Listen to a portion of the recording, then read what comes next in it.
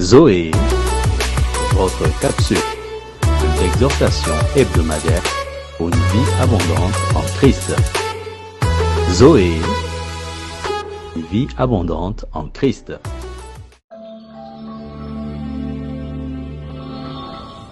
Bonjour la famille, c'est encore une joie pour nous de vous retrouver. C'est Joël et Emmanuel de Family First. Que la grâce et la paix de Dieu soient avec vous. C'est toujours un plaisir de vous retrouver dans votre capsule Zoé pour une vie abondante en Christ. Amen. Alors cette semaine, on va commencer sur un nouveau thème qui s'intitule les langages de l'amour. Comment exprimer notre amour envers Dieu et envers notre conjoint. Oui. On s'est inspiré sur un livre qui s'appelle Les langages de l'amour, les gestes qui disent je t'aime, et c'est écrit par un homme de Dieu qui s'appelle Gary Chapman. Qu'est-ce qu'on va dire aujourd'hui?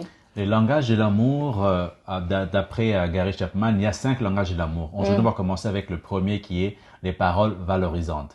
Alors, avec ça, j'aimerais bien poser la question à mon frère ou à ma sœur. Quand est-ce que la dernière fois tu as dit des compliments à ton mari ou à ta femme? C'est quand est-ce que tu as dit qu'il était bien habillé? Quand est-ce que tu as dit qu'il était bien coiffé? Quand est-ce que tu as dit qu'il avait fait un bon travail et que tu le soutenais dans ses efforts quotidiens? C'est très important. Pourquoi? Parce que la parole de Dieu nous dit ceci.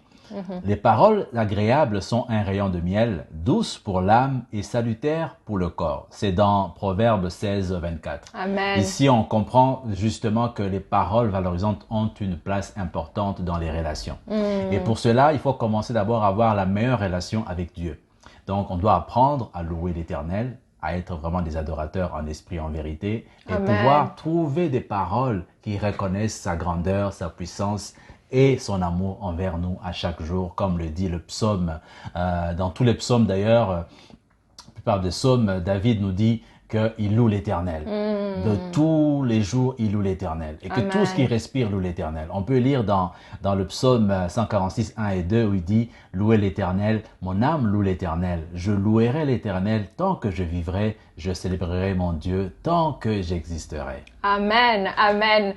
C'est tellement vrai, et comme on est né en tant que des hommes et des femmes créés à l'image de Dieu, en fait cela nous montre que notre Dieu, nous sommes nés pour l'adorer, nous sommes nés pour le louer, l'adorer, lui montrer, lui démontrer notre amour, notre reconnaissance, combien il a fait, il a tant fait pour nous, qu'il nous a tant aimés et qu'il a donné son Fils, bien sûr, Jésus-Christ, pour qu'aujourd'hui nous soyons appelés enfants de Dieu.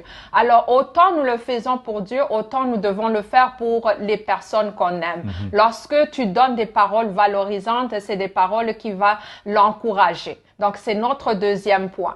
Encouragez-vous mutuellement. La parole de Dieu nous dit, c'est pourquoi encouragez-vous les uns les autres et aidez-vous mutuellement à grandir dans la foi comme vous le faites déjà. C'est dans 1 Thessaloniciens 5, 11. Non seulement l'encourager avec la parole de Dieu, mais encourager même justement lorsque l'un des deux, vous avez fait peut-être des projets et que ça réussit, il faut l'encourager.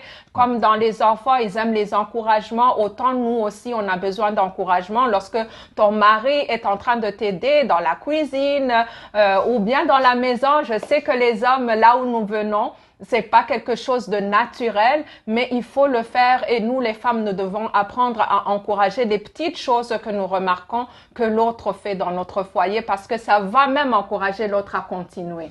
N'est-ce pas? Et madame aussi, je dois ajouter, autant vous souhaitez qu'on puisse vous encourager, c'est important aussi d'encourager aussi les messieurs. C'est ça. Parce que les hommes ont besoin aussi, en tant que rois, là, ont besoin d'être aussi reconnus dans leurs efforts à tous les jours. Amen. Donc chacun a des clés pour ça. Amen. Le troisième point, c'est maîtriser sa langue. Parce que c'est important de maîtriser sa langue pour ne pas dire des choses qu'on va regretter après. La parole de Dieu nous dit ceci.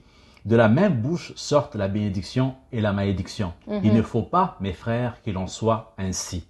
C'est dans Jacques 3, 10. C'est très important de pouvoir faire la distinction. On ne peut pas en même temps maudire et bénir. Et dans Proverbe aussi 31, on dit que la femme vertueuse, n'est-ce pas, c'est pas une femme querelleuse. On dit que elle ouvre la bouche avec sagesse et des instructions aimables sont sur sa langue. Amen. Donc c'est très important de pouvoir garder cet équilibre-là et de maîtriser sa langue pour ne pas en sortir des mauvaises choses qu'on peut regretter. Amen. Et pour finir, c'est garder son cœur, parce que justement, c'est de l'abondance de notre cœur que notre bouche parle. Amen. Donc c'est des paroles douces qu'on veut veut sortir, c'est des paroles qui encouragent, c'est des paroles qui est en train d'élever l'autre au lieu de le rabaisser. Donc la parole de Dieu nous dit, mais maintenant, renoncez à toutes ces choses, à la colère, à l'animosité, la méchanceté, à la calomnie, aux paroles déshonnêtes qui pourraient sortir de votre bouche. C'est dans Colossiens 3:8 ou bien même, comme je viens de le dire, Luc 6:4 qui nous dit c'est de l'abondance du cœur que la bouche parle.